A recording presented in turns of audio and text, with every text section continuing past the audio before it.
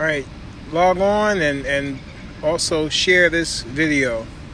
Okay, log on and share. Spread this out to your friends and your contacts. We're going to wait a few minutes till we get at least 40 people on. So tag and share. All right? Tag people in the comments.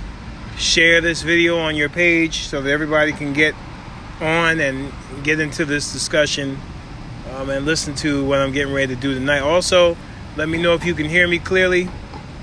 Okay? Somebody comment and let me know if you can hear me clearly, so that way I know that we're on track here.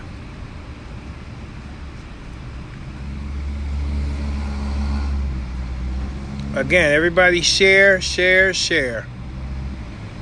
Okay? This is very important. Everybody get the sharing. Okay? Everybody get the sharing. It's very important. Share. We need to get as many people on tonight so we can get this discussion going. I know that it's been a minute since I've done an update post on what's going on with this case, and there's still some things that I can't openly discuss, but the things that I can say, I'm going to come right out and say it. You know, things that I can say from where I am on the outside. Okay, that's the important thing. Don't want to get too deep into things that are going on the inside, but I can definitely talk about what we're doing as a movement on the outside.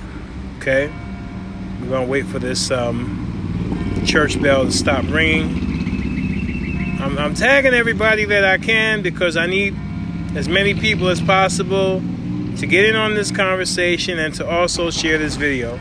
Okay, it's very important that you get on and that you share. What's going on, Treese? How are you? Thank you, Beatrice. Thank you very much. I'm glad to know that we're able to hear me very well. Thank you. How's it going, Anja? I hope I'm saying your name correctly. So we got some people on. I'm going to kind of get started here. As you know, we're coming up, or we pretty much surpassed the 6-month mark as it relates to the case of Jameek Lowry. As I have said on many occasions, and at the council meetings, not just, on Facebook, but at the actual council meetings, I have publicly and openly called out the mayor because there's so many inconsistencies with what took place with Jameek. How you doing, Carla? There's so many irregularities with what's going on. And let me know if y'all can still hear me with that in the background. There's still so many irregularities with what's going on. Again, let me know that you can hear me with that in the background. Just let me know. If somebody could let me know right now that they can hear me with that in the background, then I'll continue. All right? Okay. All right, as I was saying, there's so many... Okay, you hear? Okay, cool. As I was saying, there's so many irregularities with this particular case in terms of the information that they are failing to release to the public. And thank you, Beatrice. I went to the city council meeting tonight, and it was a workshop. It wasn't a regular meeting, it was a workshop. But I went to the city council meeting tonight, and even, I guess you could check out the live for that. And I gave everybody a phone number, it's on the live, to contact prosecutor's office. Because right now, the regional medical examiner's office is still putting the blame on the prosecutor.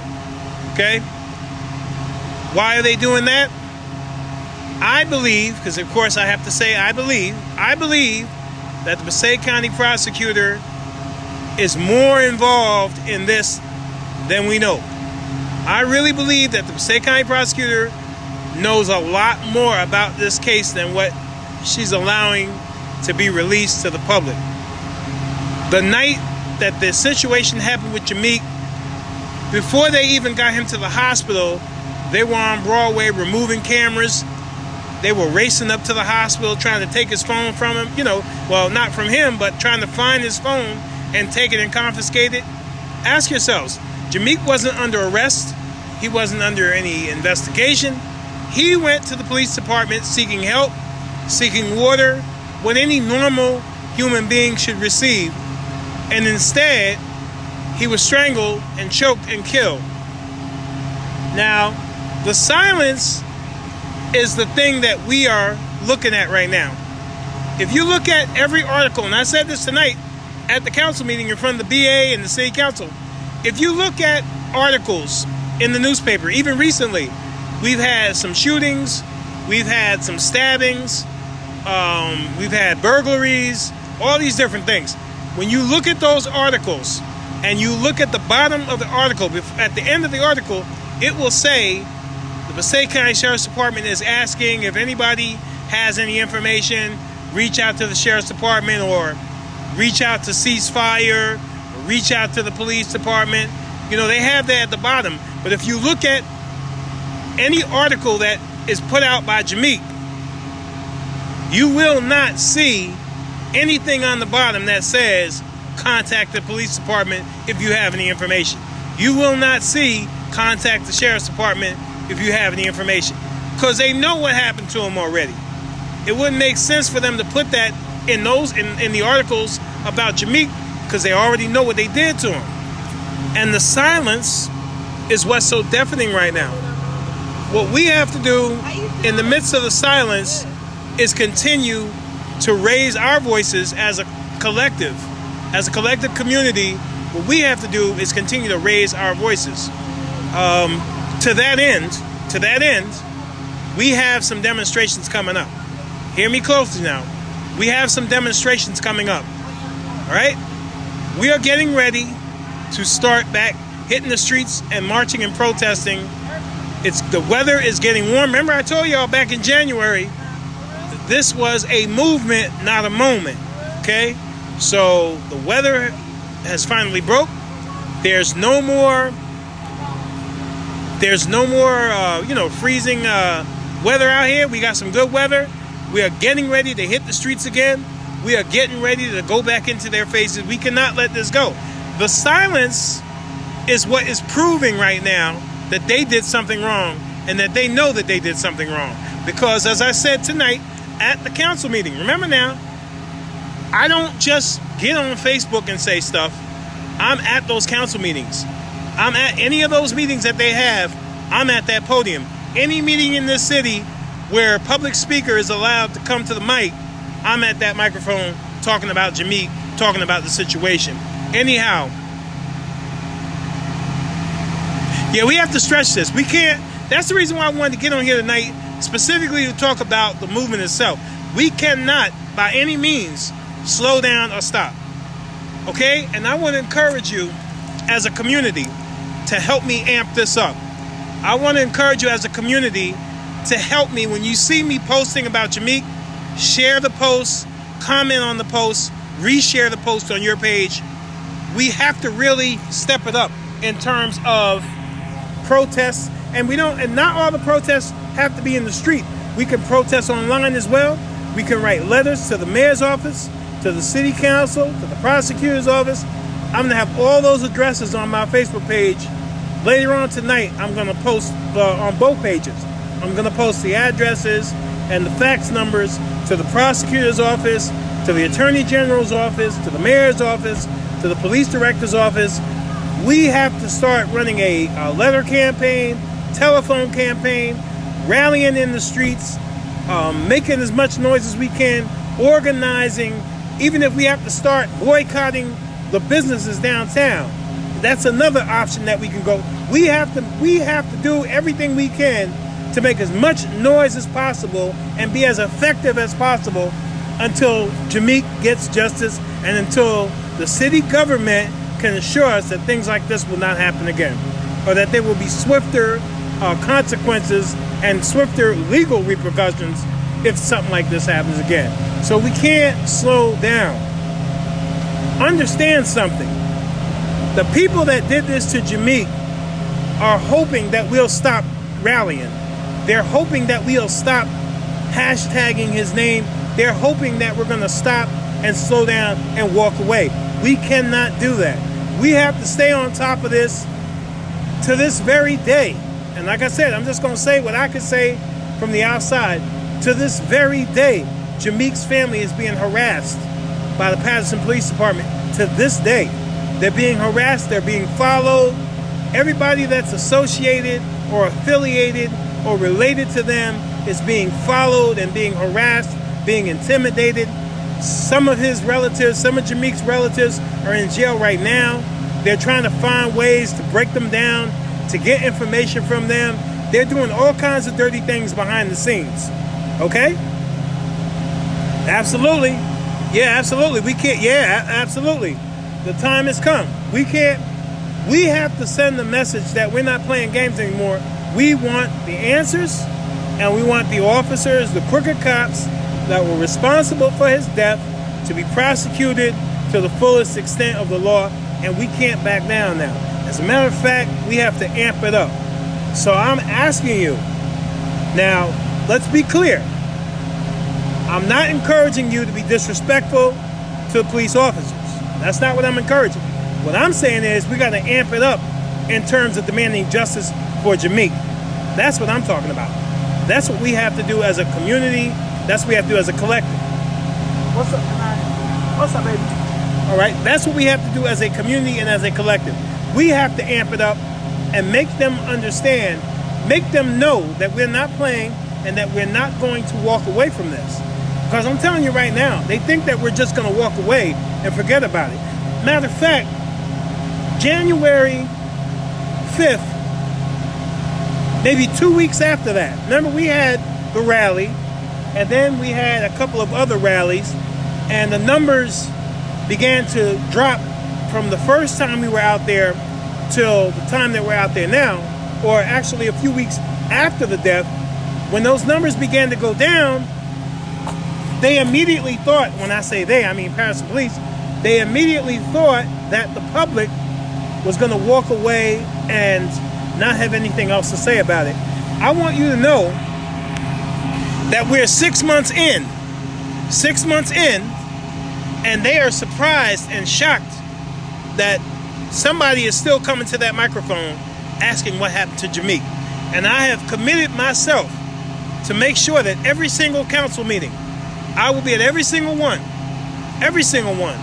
and every one that I get to, I will make sure that justice for Jameek is on the record, because I want to make sure that it's proven, so that they can't say that nobody came up, nobody came forward, nobody demanded justice. So every single council meeting, every workshop, I'm at that podium yelling justice for Jameek. And we've been doing it every week. We're going to keep doing it because we want justice for the young man. We want justice for him. No matter what, we want justice for him.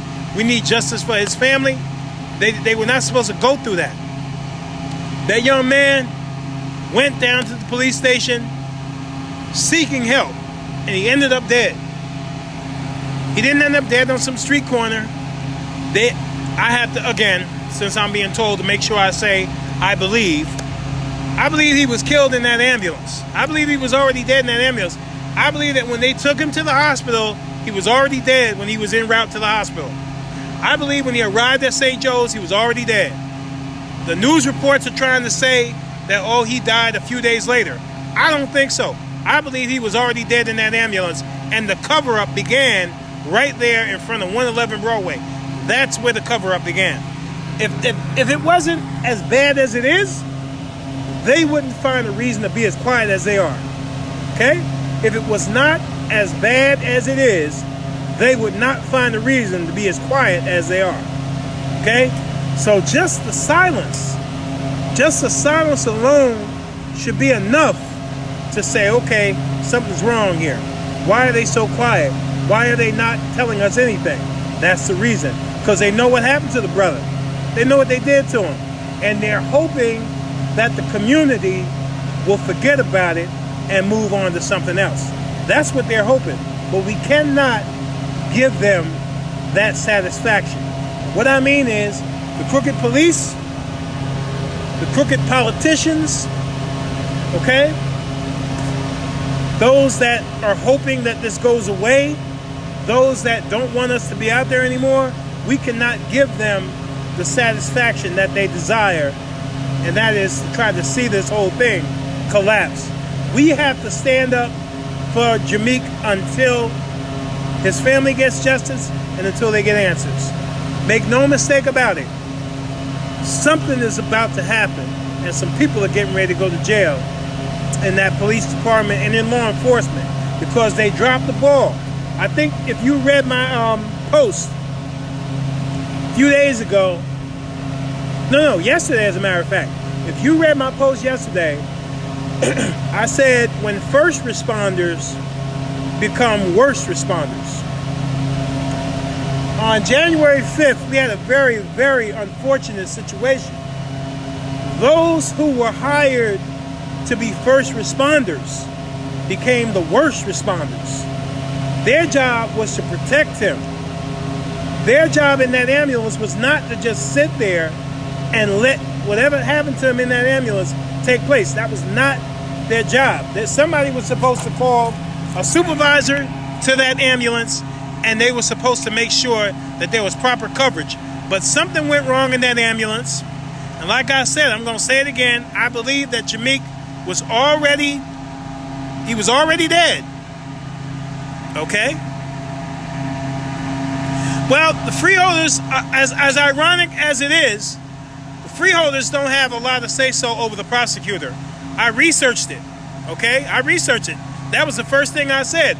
I said to myself, you know, the freeholders, I thought that they had authority over the county prosecutor, but they don't. They don't. The county prosecutor is appointed or put in place by the governor, and it's through the Attorney General's office, the Senate, things like that. But it's not like the freeholders can't control the prosecutor. We have to go up to the Attorney General, the governor's office, things of that nature. The governor was here back in March, if I'm not mistaken, March or April. And while he was here, he was at ICPC, and he did mention that there was a criminal investigation going on, but we have not heard that from the mayor. We have not heard that from the police director. We have not heard that from the police chief. We certainly haven't heard that from the prosecutor. All she's doing right now is telling the regional medical examiner's office to withhold or to hold the actual autopsy from the family. Okay? See, here's the mother. This is Jameek's mother. Alright? This is Jameek's mother. That's another thing. That's another thing I want to say. Jameek's mother and the family have made it abundantly clear to me that they want me to continue to fight for them and to continue to fight for justice for Jameek. And so I couldn't care less what anybody else says. As long as the family wants me to keep fighting, I'm going to keep fighting for the family. Okay? I want to make that clear. I mean, yes, but as I said, I thought it was, in the beginning, I thought that the freeholders had some say-so over the prosecutor because it is the state county prosecutor. But no, it's totally different. The way it's set up is she is appointed by the governor, the Senate. You know, she's not appointed by anybody locally. And secondly, this was a Patterson police issue. This took place if it had not been for that live video that Jameek filmed, we would not have known off the bat what his last location was or who he was in contact with last. If it had not been for that live video, it would have been our word against theirs, and it would have been very difficult for us to figure out exactly what happened. But because Jameek went live from within the Patterson Police Headquarters, and the last people he was in contact was with the police, we're not looking at, I mean, trust me, if it was somebody off the street, they would have arrested him already. They would have had some persons of interest. You would think, anytime, you would think that by now they would have names of persons of interest. You would think by now they would have something, but they have nothing. Okay? Oh yeah, I'm not moving. I'm not moving from this because I know something's terribly wrong here. I know something's terribly wrong. Oh yes, I'm going to keep fighting. I'm not stopping. And those of you who may have ideas of other things that we can do, you can do them. You know, this isn't about me. This is about getting justice for Jameek. So if you have an idea of some other people that could be contacted, feel free to do so. You know, I don't know how other movements are. I ain't gonna have finger pointers in this movement. If there's something that you think can be done, or if there's somebody that you think should be contacted, contact them. Point blank. Because all we're about right now is getting justice for Jameek. Everything don't have to go through me. I'm not like a point of contact. All I am is a city activist that's fighting for a family that has been harassed by the police department and a family whose loved one was in my opinion, killed while in police custody. And to be quite honest, you can't even say custody because he wasn't under arrest. So the last people that he was in contact with, I can't say custody because he was not under arrest. The last people he was in contact with was Patterson Police. Okay, so that's our starting point. He went to 111 Broadway. He went live twice. He made it abundantly clear that he was fearful for his life, that he was afraid that they were going to kill him in the ambulance. How could a person be that thorough and that specific about how they feel they're going to die and then die exactly the way they were going to die, but the people that he said did it, we don't think they did it? Come on now. Jameek was specific about what happened or what was going to happen, why it was going to happen. He even said in the video, they think that I messed with the police. With the FBI. They think that I messed with the FBI. Like, he made it plain in the live video. If you have not seen the video, exactly. That's exactly right. He said that they were going to kill him. And then for those of you who haven't seen the video, towards the end of the video,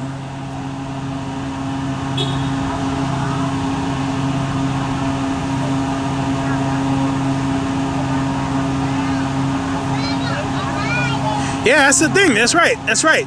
Where are these people at? Indeed. That's why they took the cameras. That's exactly right. They took the Hey, folks, listen what I'm telling you. They took the cameras while the ambulance was taking his dead body to the hospital. They were at 111 Broadway removing the cameras.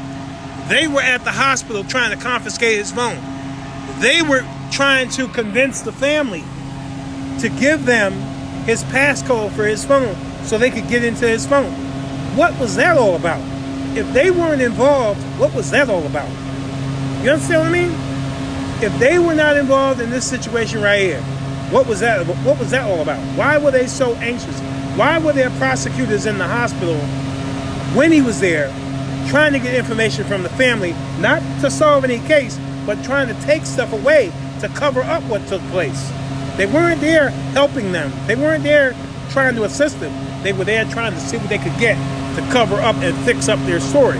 When they realized that Jameek went live and everybody saw it, then they had to try to backtrack their steps to find ways to cover this story up. Then they decided to come out with this spinal meningitis nonsense, which I don't believe he had any of that. Nevertheless, spinal meningitis don't beat you up. Spinal meningitis don't create ligature marks around your neck. Spinal meningitis doesn't bust your eye socket. Spinal meningitis doesn't bust your face up. It doesn't do any of that. So, and to be quite honest with you, I don't think he had it, but it's a violation of the HIPAA law to even mention somebody's medical history, whether it's a lie or not. It's against the law to even bring that up. So the fact that the mayor's office, police director brought it up, that was a violation of the HIPAA Act. And the family could actually sue because of that, because it was a violation of the HIPAA law. Okay?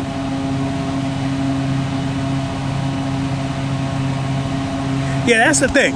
At this point, at this point, that's why I don't understand why the prosecutor is still holding on to the autopsy. As a community,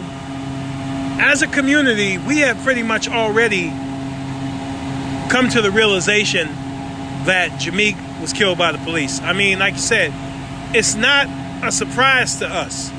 And I'm saddened and I'm frustrated and heartbroken to say it this way, but I don't think anybody on this live feed or anybody in this city would be surprised by what they see in the autopsy.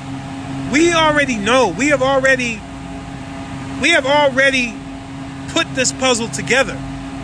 You know, we have already done that as a community, looking at the video, looking at text messages and things that were, you know, went back and forth that we had posted back in January, February, and just having our conversations within the community. We pretty much pieced this together. So why are they holding up the autopsy report as if we're not aware? When we say, or when we ask, because I know there's probably some people on here watching for them.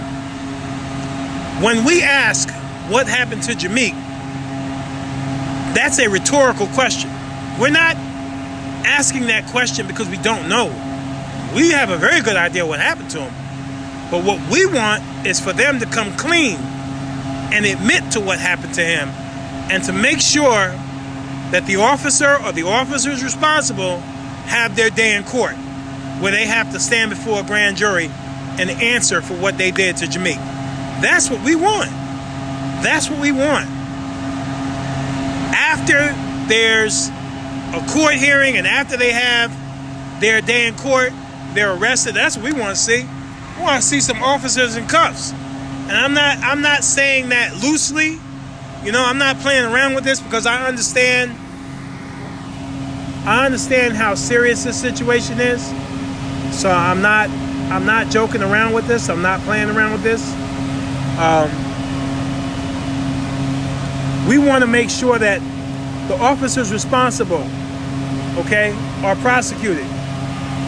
We want to see those officers in handcuffs. You can't tell me Jameek was in the police precinct. He was there. He live streamed twice. And I mean, I'm sorry, I know I have to go over this over and over, and we know this, but in building the argument, you sometimes have to repeat things. So he's in the police department. He went live. He said that he was going to be killed in the ambulance. At the end of that video, before he logged off, he said, "Mom, I'm sorry." They said, "Mom, I love you." And then, before he turned off his camera or turned on live, he said, "All right, y'all can kill me now." And what happens? Turns up dead. Just like that. And the last contact he had was the police. And yet, I mean, I know we want to say that nobody out here believes that the police didn't do it, but there are some people out here who think that that's not the case. They're that crazy to think that's not the case. We know better. We know better. We know what took place. So, here's what we need right now. We need about 15 to 20 people. Hear me clearly now. We need about 15 to 20 people who can commit to coming to the council meetings at least once a month. I understand that everybody has jobs and everybody has responsibilities, and I know that it's I don't want to be unfair and say show up to every single thing, because I know that none of us can go to every single. I'm going to do my best to get to every single one. That's my commitment, to go to every one. But I know that there's a lot of folks who might not be able to make it to every meeting. I'm asking for 15 to 20 people. Matter of fact, let me type that here. I'm asking for 15 to 20 people who can commit themselves and say, "Brother Corey, I'm going to be at the city council meeting. I'm going to stand there with you when you're there." 15 to 20 people. We don't need an army. We just need 15 to 20 people who can stand with me at the council meetings and who can stand there. Let me tell you something. If you don't have anything to say, that's fine. If all you could come up with is we want justice for Jameek, that's fine. The reason why I'm saying this is because we're going to be making some signs, we're going to be making some posters, and we're going to be flooding the council chambers again. Now understand this, it's not our job or it's not our goal to be unruly. Our goal is to stand in that council chambers with those signs at every meeting so that it can be on record that we as a community want justice for Jameek and for his family. So I need 15 to 20 people who can, and you can inbox me if you want. You can inbox me. Yes, they did. Yes, they sure did. They did, and they know they did, Audrey. They know they did. That's why they're so quiet. That's why they're so quiet. Why ain't they suing me? If they, as much as I've been out here hammering the police department, why haven't they sued me? Because they know that in order to sue somebody for defamation of character, you would have to prove that what they're saying isn't true. And they don't want to go nowhere near it. So that's why they have, I mean, think about it. Think about it. I've been out here for months hammering the police department about what happened to Jameek. Think about that. And they haven't sued me or nothing. Because again, in order to sue somebody for defamation, you have to prove that what they said you did is untrue. And they're not trying to go anywhere near it. Because that would open up a whole nother can of worms, and they know they would not be able to control it. That's why. So we as a community have to keep the pressure on them. We can't let up. That's the biggest fear and concern that I have. We cannot let up and we cannot walk away. Now I know we have had a tremendous presence on social media. Tremendous. And I'm sure the family appreciates it. But what we need now, as I said a few minutes ago, I need 15 to 20 people who can commit to being at every council meeting, or at least one council meeting per month, from now until Jameek gets justice. We're going to make some signs. I need an artist. If I got some artists out there who can draw up some nice signs, justice for Jameek and so forth, 15 to 20 people, every council meeting. What's up, Trina? Every council meeting. I need y'all, okay? I need y'all. I really need y'all. 15 to 20 people. If more people could come out, that's even better. But at least 15 to 20 people, we need to be able to march in there together at every council meeting. Remember something. Remember something. Persistence breaks resistance, okay? Persistence breaks resistance. We have to be persistent. We cannot go away. We cannot stop, okay? Persistence breaks resistance. So I'm going to say it again because I know that machine was on for a while. But I'm going to say it again. I need 15 to 20 people who can commit to coming with me to every council meeting until Jameek gets justice and until the family gets answers and gets justice. Every meeting. Like I said, I also need an artist, a couple of artists who can put together some signs, justice for Jameek, we demand justice, and so forth. And we need to be at every council meeting, okay? 15 to 20 people. And I'm saying this because I really need y'all. I'm serious. I really need y'all. Not to be too open with my own personal business, but my health has not been the best, okay? And I'm just going to put that out there. Especially the last couple of weeks, my health has not been the best. But I am going to be vigilant, and I'm going to continue to fight for the family with everything I got till I can't do it anymore. I'm going to keep going for the family. But what I need is people there with me. We need energy. And when you have a crowd of people there every week consistently coming back, this is why other communities, like the Latino community, the Arabic community, the Jewish community, the reason why things move in their communities is because they don't give up. They don't leave after the first few meetings and then stop. You know, we had a crowd of people out there in the wintertime. It was freezing, but there was a crowd of people there. The weather is warm now. It's time to bring that crowd. Thank you very much, Audrey. I appreciate your prayers and your love. We got to bring that same crowd. The same crowd that we had in January, we got to bring that same crowd, okay? Same 400 or 500 people. But I know in many ways that's probably asking a lot, because I know people have things that they have to do. I'm not going to sit here and jeopardize that or put you in the middle of, you know what I mean? But we need that crowd back. And you'd be surprised. You start off with 15, 20 people. Before you know it, another 15, 20 people show up and join the people that they see. And another 15. We need to pack out that council chambers. We need to have signs in there.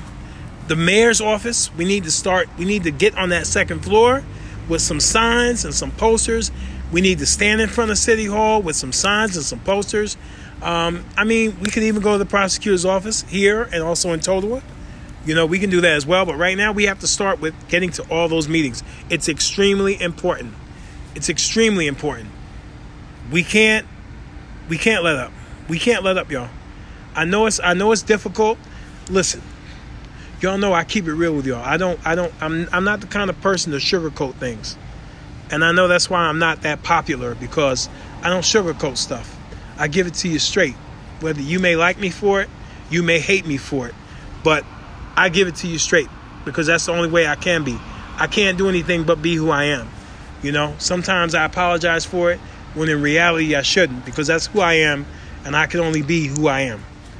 With that being said, I know that there's a lot of y'all that are getting tired. I know that you're getting frustrated. I know that you feel like, that you're rallying for no reason.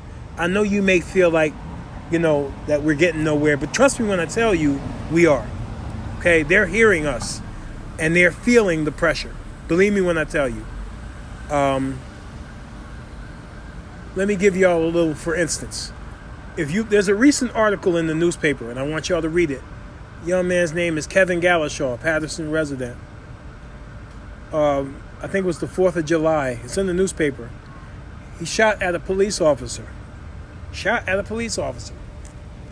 And the officer didn't shoot back.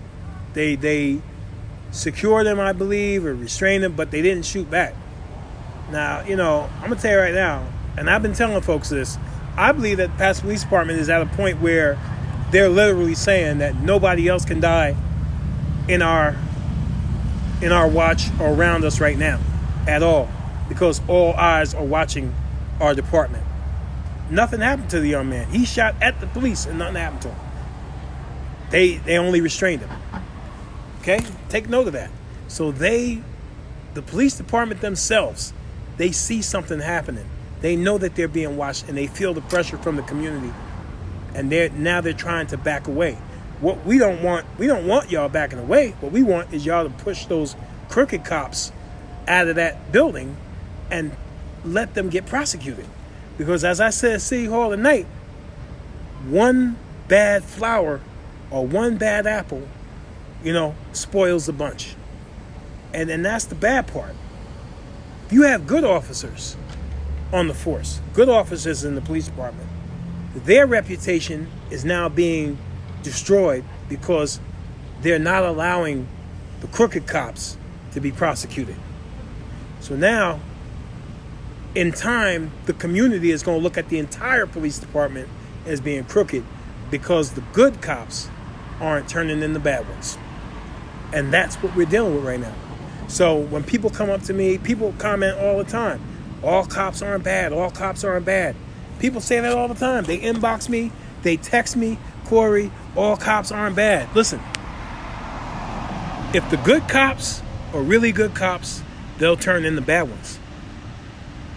Point blank.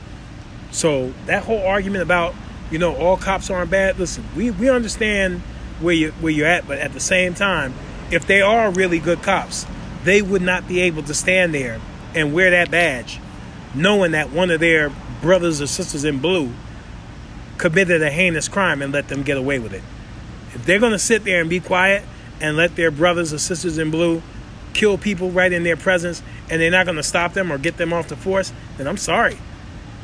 They're going to be connected to the bad that's going on.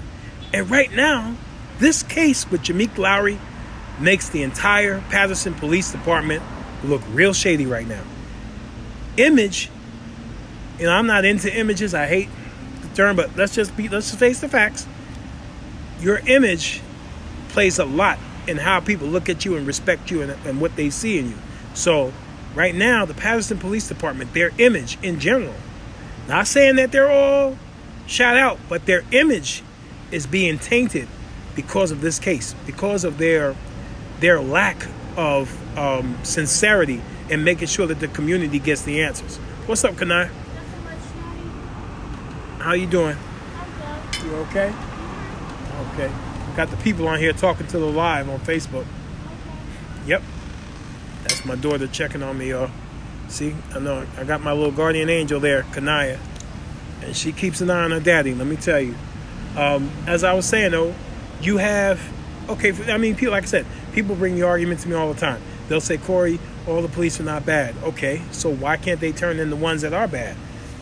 Come on now, come on. Listen, this particular case redefined the Patterson Police Department, the mayor's office. Everybody is looking terrible around here because of this case and the way this case was handled.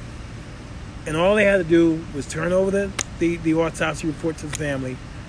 I mean, we all kind of know what happened. I mean, and that's the thing. You can't say that somebody off the street just came along and ran in there and did that, especially when you refuse to turn over the video footage. You have other communities where there's a police involved. Let's just say it's a police involved shooting and the police shoot somebody. The police department, they'll release the camera footage. Hold on, I don't know whose car that is. Hopefully they'll turn their car off. Give me a second. Let's see if they'll come out and turn off their car.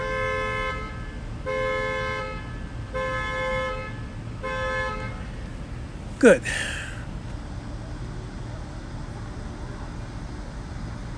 Yeah, that's that, and that exactly. I'm aware of that as well. But it's like this.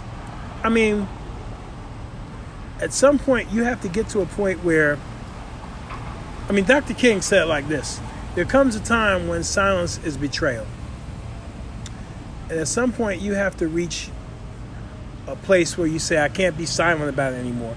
Because no matter what you acquire here on earth, no matter where you go or how much you get or how little you get, one day we're all going to have to stand before the Most High. And we're going to have to give an account for what we should have done or could have done or would have done but didn't do.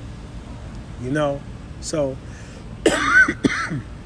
at some point, these police officers are going to have to get a backbone. Because this is bad. This is not going to go away.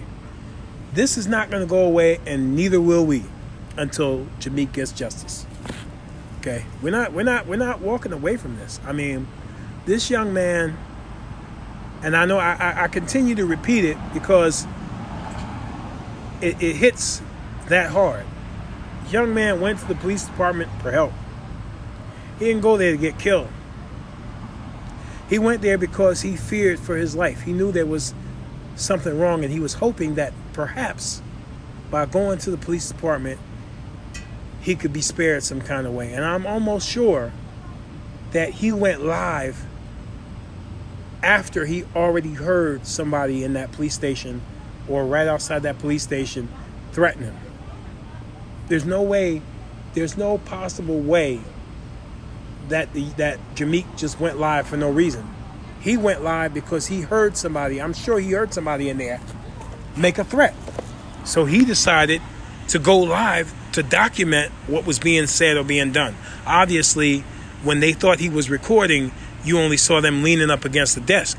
But I am almost positive that Jameek went live because he heard already the threat. He already knew there was a threat on his life. He already knew that somebody, one of those officers or detectives or narcs or whoever, he already knew that somebody was out to get him. He already knew it.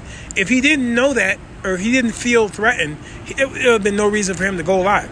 Look how many people go to the police station on a daily basis. They don't live stream when they go in there. But he knew that night something was wrong. Something inside of him told him that he's going to have to go live so that his story can be told his way and not twisted the way the police wanted to go. Jameek knew that night that he was probably going to die. Trust me, he knew that night. He knew it. He knew that night that something was wrong. Okay? That's right. That's exactly right. Yeah, you can I? Yeah, go ahead. That's right. Yeah, that's exactly right. He knew what was coming, and he knew that these dogs, because I don't respect when they do this kind of stuff. He knew that somebody in there, and that's why I said, in my mind, somebody had already made the threat to him, because there's no way that he would have just went live for no reason. He was already threatened. That's why he ran to the police department, hoping that maybe by being in the midst of police, that the police or whoever was after him, the police that were after him, wouldn't do anything to him in the midst of other police. He was going to the police station and hoping that he could get safety and some kind of protection from the threat that he already received on the street. And instead of them protecting him, they allowed him to get killed. And as I said before, I believe he was already dead in the ambulance. This thing is really bad. And I understand the severity of it. And I want to be real with y'all about this. Wow, we've been out here an hour already?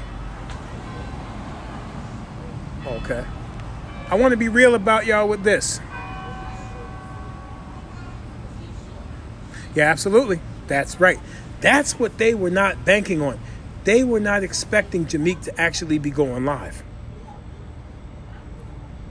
They weren't expecting that. They didn't bank on that.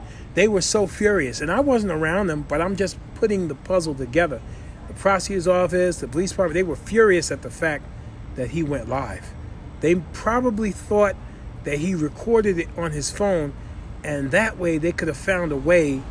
They were trying to see maybe if they could find a way to erase it off his phone. But then when they realized, see, when you go live on Facebook, if your battery dies or your phone cuts off, let's just say you're live streaming and you you have an iPhone or any phone, whatever phone you have, if you're live streaming, right, and you lock your phone, you just shut your phone off or lock your phone, the video automatically uploads to Facebook.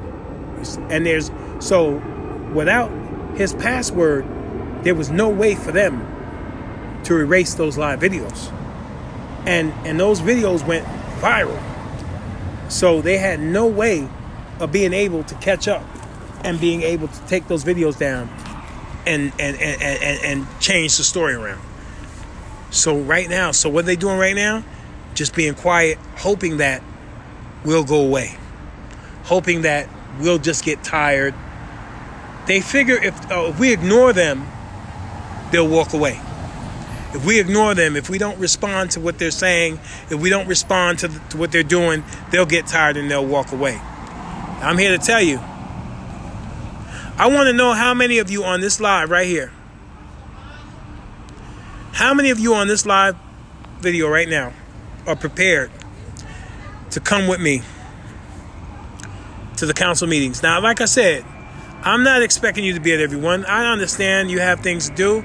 I understand that. I'm not here to take over anybody's life. That's not me. I don't do that kind of stuff. But I need to know how many of you could be committed enough to say, even if you can't stay the whole time, that's another thing I want to say. You don't have to stay the whole night, because I know those council meetings have a tendency to run late. You don't have to stay all night. If you could commit to say, Corey, okay, I'll come there at 7 o'clock and I can stay till about 7:30. I have some things I got to do. Or, Corey, I could come there at 8 o'clock and stay from 8 o'clock to 8:30.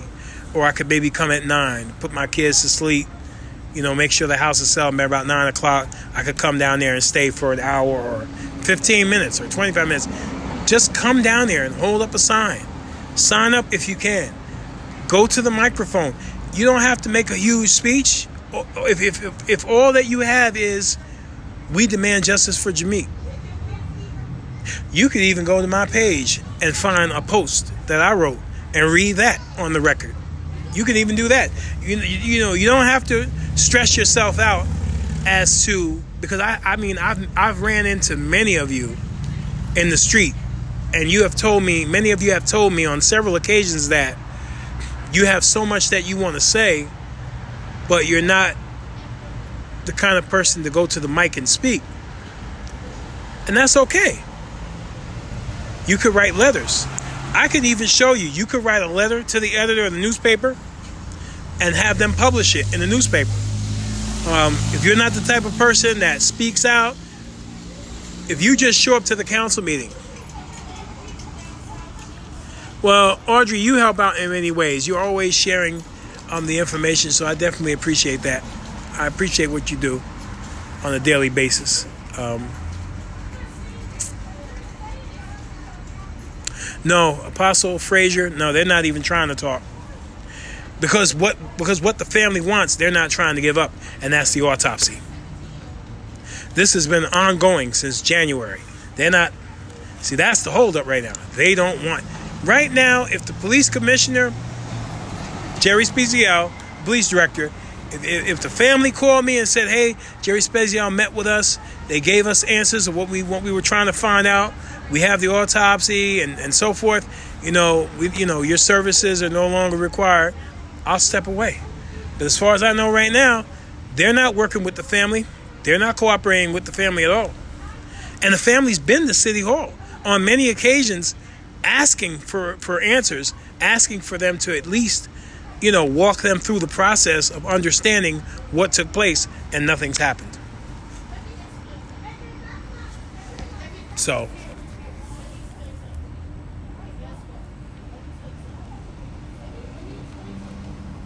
excuse me. I know that this is a hotbed of contention in our community.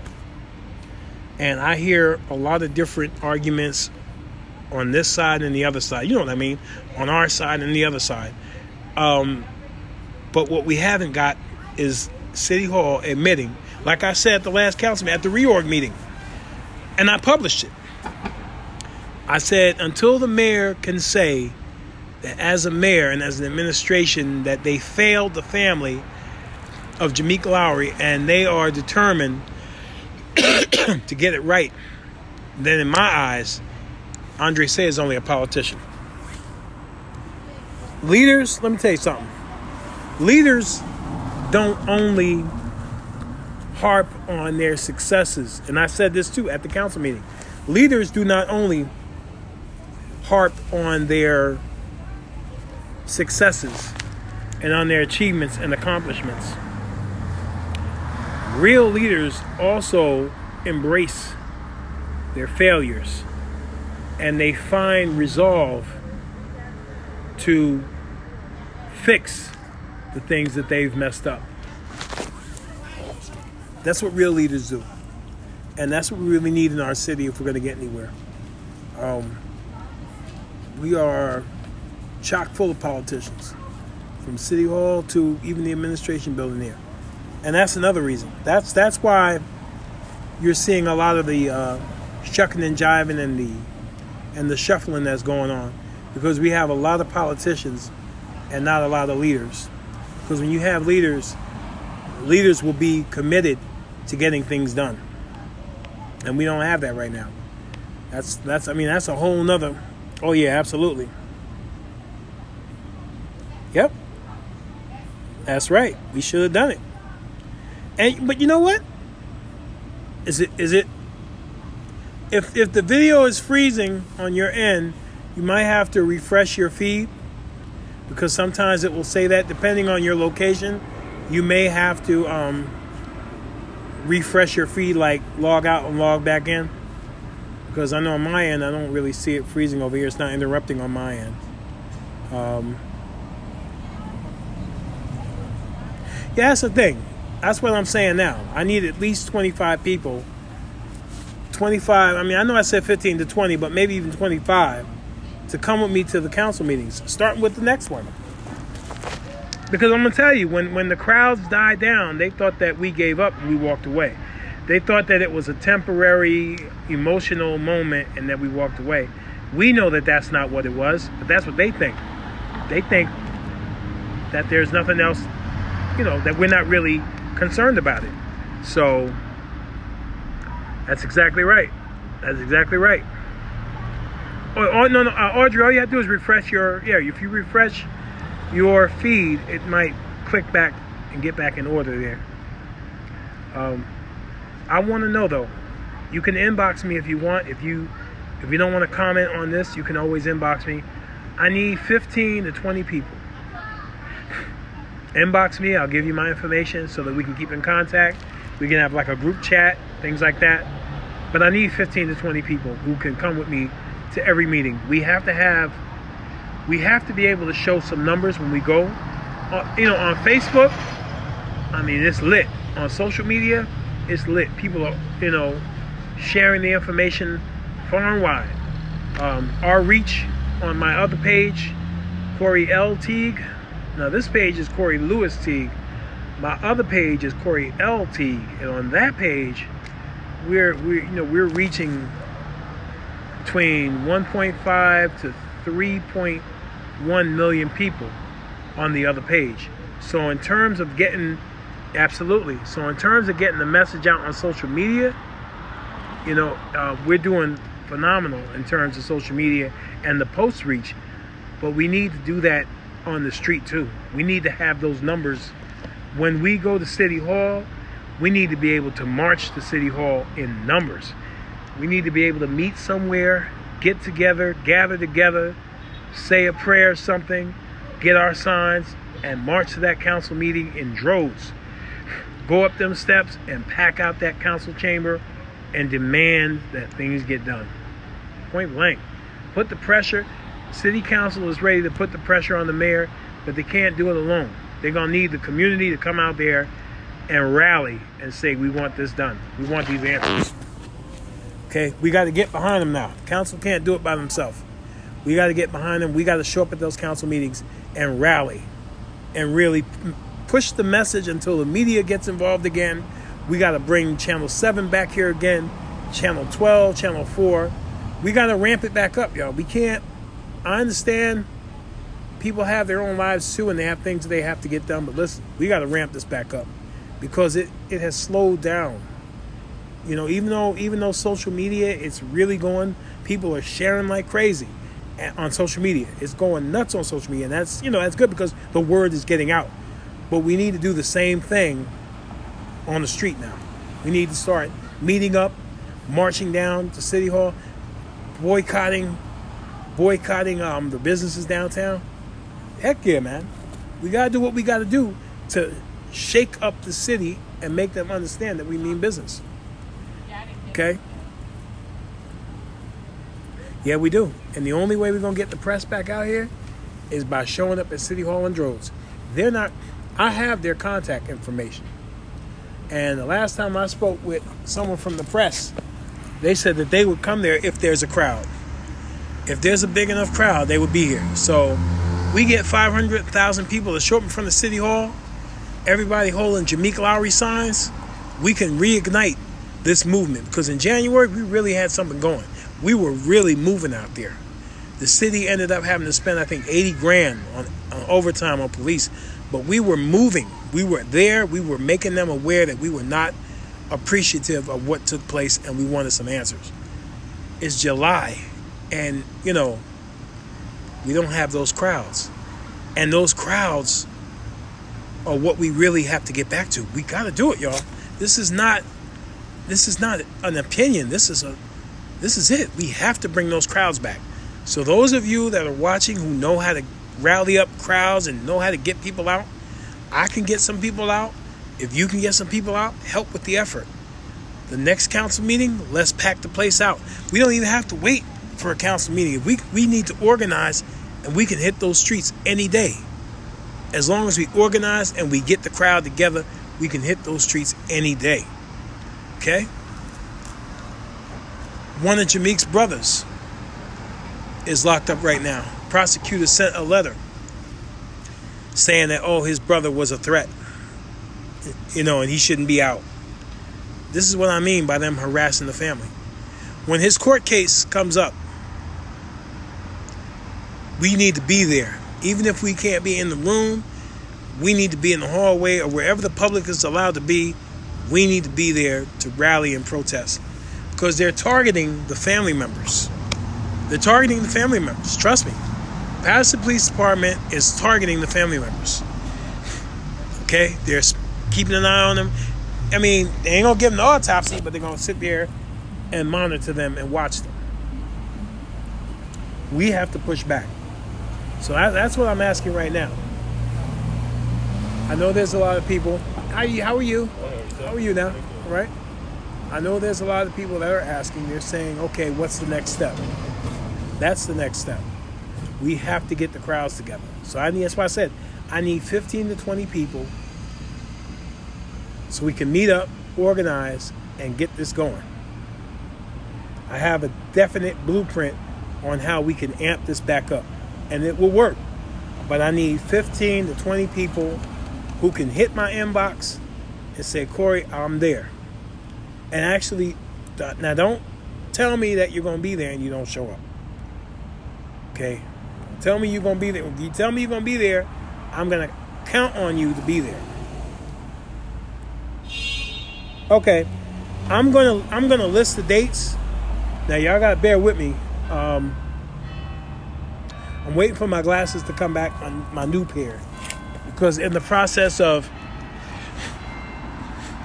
fighting in the community sometimes, and you know what? That's the plight of activists. As activists, that's one of the biggest problems we have personally. We'll go hard, but we won't keep an eye on our own personal health. So, right now I'm dealing with a little issue with my eyes, and I'm working on, I'm not working on, they're already, in the process of being made. So by then I'll be in a much better place. Hey, how's it going, Patricia? We saw you at City Hall. Thanks for tuning in. Be at a better place to be able to put these things out, but I'm going to share this information on my page. Yes, can I? Oh, good night, baby. Have a good night. All right.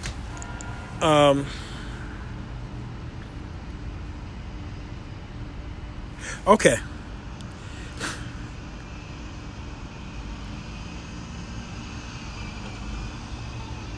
Okay, good. Okay, the number is on my page. I have to, if I log out of here, can somebody please go to my Facebook page? Anybody, can somebody please go to my Facebook page and scroll down to, if I'm not mistaken, yesterday.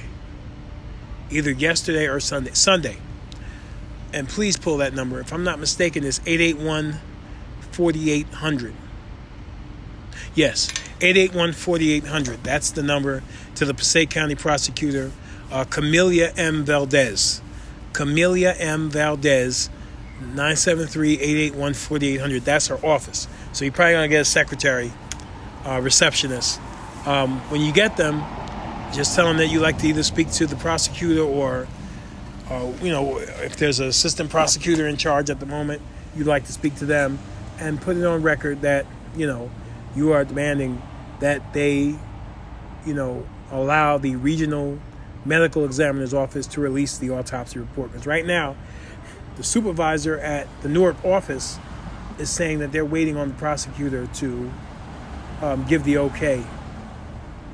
And, now that I'm thinking of it, even though I haven't been told this, but now that I'm thinking of it, we might need to call the Essex County prosecutor as well, just to be on the safe side. Because you never know where they might have bounced this thing around. Okay, the next city council meeting is in 2 weeks. 2 weeks from tonight is the next city council meeting. City Hall is located at 155 Market Street, Paterson, New Jersey, 07505 or 01. But it's 155 Market Street. That's where City Hall is located. You'll go inside. There's a metal detector. You go through the metal detector, get on the elevator, go to the third floor. When you get off at the third floor, you walk to your right. You'll see council chambers. It's like glass doors. You go in. When you go in the glass doors, you walk all the way up to the front. You'll see a clipboard with, the date of the meeting and so forth. You can sign in and, if you'd like to speak. Yes, thank you. Thank you. Thank you.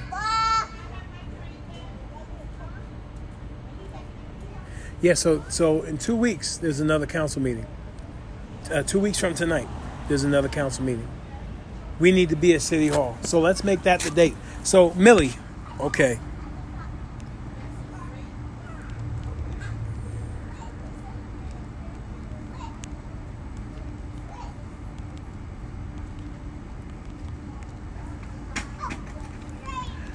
Hold on 1 second, y'all.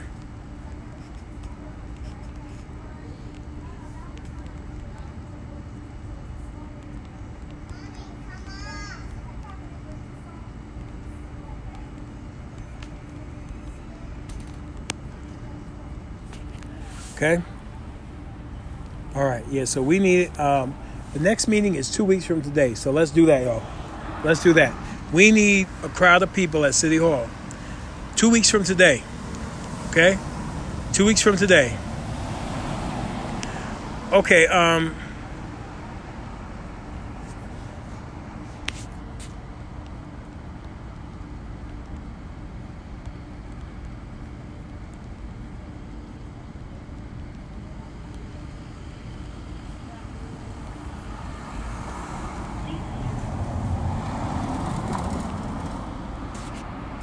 Okay. Okay, so get the word out.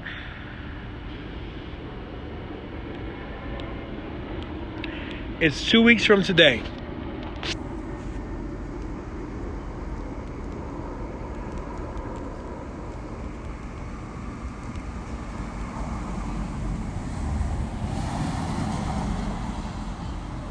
So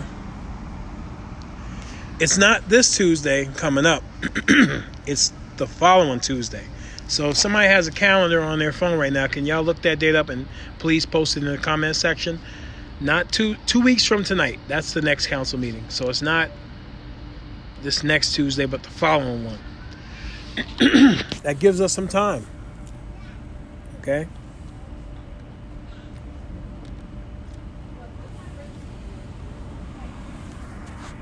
Right, that gives us some time, okay? We need crowds out there. Huge crowds. And I'm putting that emphasis there because numbers, the 23rd. Okay, thank you, Ms. Jones. It's the 23rd. So, 23rd, thank you, Audrey. So the 23rd, we need everybody out there. July 23rd, okay? So get the word out, spread the word. July 23rd, City Hall, 7 p.m. Now I'm going to see. Let's see how many of y'all show up. July 23rd, 2019. Thank you, Apostle Frazier. July 23rd, 7 p.m. at City Hall, 155 Market Street, Paterson, New Jersey. Right in the front of City Hall, 7 p.m., July 23rd. I may have to do a flyer. Sometimes you hate doing the flyers because you don't want to let them know. But at this point, they know. So it only makes sense. We're going to do a flyer so people know. And let's promote it. Let's push it. Let's get it out there. And let's make sure we have a crowd out there in 2 weeks. It's very important. Numbers bring attention. And attention brings results. That's okay. You know what? We will do it in your honor, and we will make sure that you're on the live with us, and we will make sure you're there every step of the way. You know what I mean? Only reason why I didn't want to do it next Tuesday is because nobody's really going to be here. Like, it don't make sense for us to be out there when nobody's inside. But we know that following Tuesday, that's the next televised live meeting.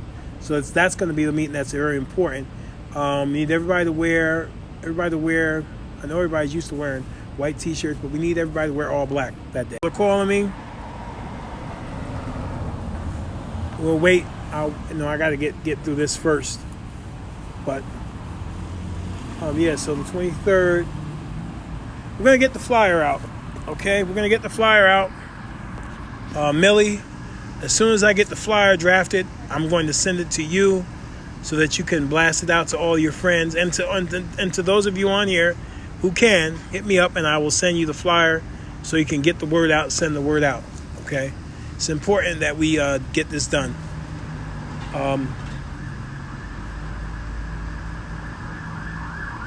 This is a movement, not a moment.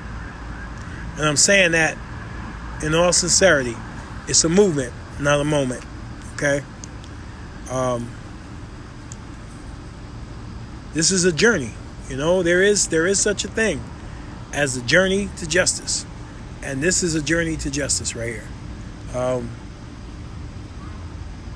When you look at the history of civil rights in America, there wasn't a single civil rights movement that was solved in months or in years. Most civil rights movements took years to get to a point where they saw some results. So that's why I'm saying this is a movement. So we have to be in it for the long haul. I wish I could say I snap my finger and everything just fall into place. I wish it was that easy. But we know in reality it's never that easy. Especially when the people who are culpable or the people who could be charged with the murder are people that are in positions of political power. We know that there's definitely going to be a journey and there's definitely going to be a struggle to get to where we need to be and to get that justice. But that doesn't mean that we give up and walk away because things kind of slow down or get tense. So we're getting back into it. We have to reignite this. It slowed down for a period. Yeah, it did. But it didn't stop. That's the important thing. It slowed down slightly. The crowds slightly walked away. But y'all did keep a presence on social media. I can give you that. We kept a strong presence, and we still have a strong presence on social media.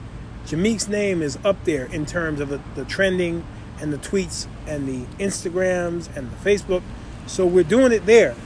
Now we just have to take that fight to the street. Okay? As a collective, as a community. Because, that day it was Jameek. Tomorrow it could be me. The next day it could be you. That's how we have to look at this. We can't say, it just happened to him and that's it. Nah, that could happen to any of us. So we have to fight not only to get justice for him, but we're fighting for us too.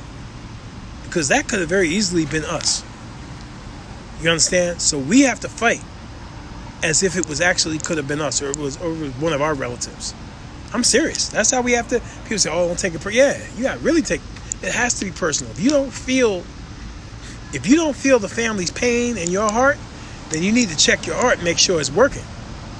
If you can't feel, you look at his video, if you can't feel the fear and the agony that was in his voice at that moment, if you couldn't feel that, there's something wrong with you. I'm sorry. And that's what made me spring to action. Of course, someone reached out to me and asked me to help the family, but when I saw that video, that's what gripped me to a point where I said, I can't walk away from this until it's solved or until the family gets justice. And that's how, because I know there were some people that were saying, how did you get started? What got you involved in this case? I saw that video, like all of you did. And it gripped me to the point where I said, no, something has to be done. This young man his name has to be vindicated. His family deserves justice. And later on, some other things. But they deserve justice, and they need to know that the officers responsible were held to the highest extent of the law. Okay? Okay, so that's what I need right now. Those of you that just got on, the next